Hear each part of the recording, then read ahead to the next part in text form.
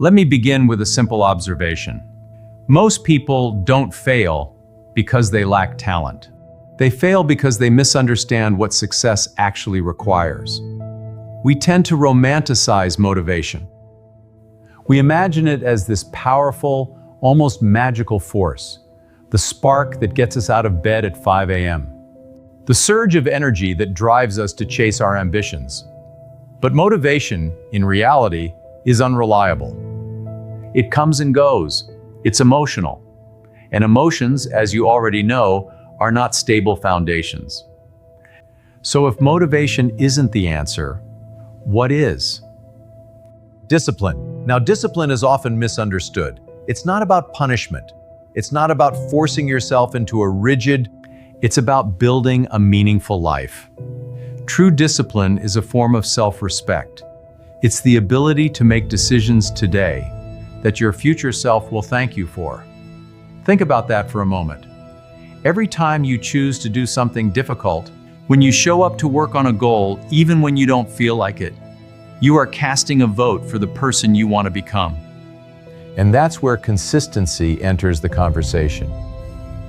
Because discipline, without consistency, is just an occasional act of effort.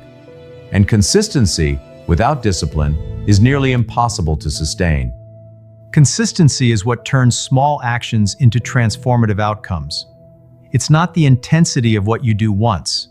It's the regularity of what you do every day. Let me give you an example. Imagine two individuals. One works intensely for 10 hours in a single day, then does nothing for the next week. The other works for just 1 hour every day, without fail. At the end of the month, who do you think has made more progress? The answer is obvious. Consistency compounds. It's subtle at first, almost invisible, but over time, it becomes undeniable. And yet, this is precisely where most people struggle. Why? Because consistency is boring.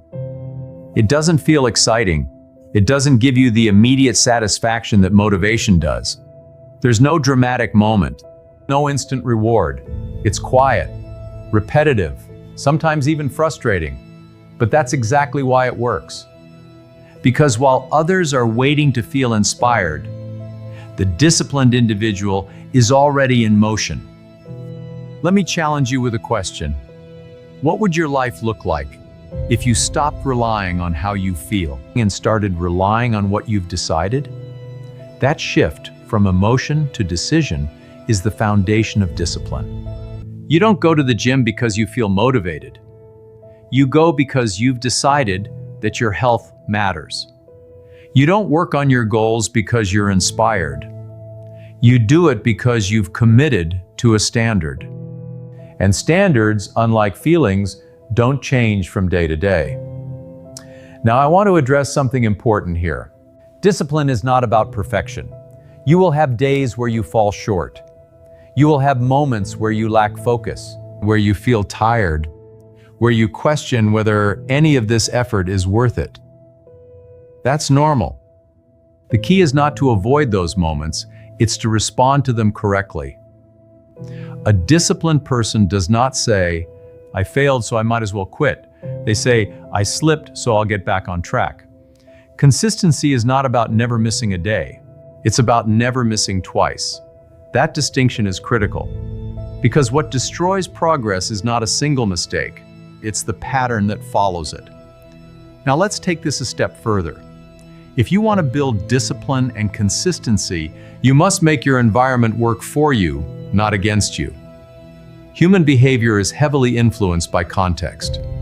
If your surroundings are filled with distractions, if your habits are not structured, if your goals are vague, you are setting yourself up for failure. Clarity creates discipline. When you know exactly what you need to do, and when you need to do it, you reduce the mental friction that often leads to procrastination. So instead of saying, "I'll work on my goals today," you say, "At 7 p.m. I will spend 1 hour on this specific task." Notice the difference. One is a wish, the other is a plan. And disciplined individuals operate on plans. Now let me leave you with a final idea, perhaps the most important one. You don't rise to the level of your motivation. You fall to the level of your systems. If your system is built on waiting until you feel ready, you will always be inconsistent. But if your system is built on small, repeatable actions, actions that you perform regardless of how you feel, you create something powerful. You create momentum. And momentum, once established, becomes your greatest ally. It reduces resistance. It builds confidence. It turns effort into habit. At that point, discipline is no longer something you force. It becomes something you embody. So, as you leave here today, don't ask yourself, how can I stay motivated? Ask a better question. What systems can I build that make discipline inevitable? Because ultimately, success is not a single event. It's the result of hundreds, sometimes thousands, of small decisions made correctly over time. And the beautiful thing about that is this: you don't have to be extraordinary to achieve extraordinary results. You simply have to be consistent.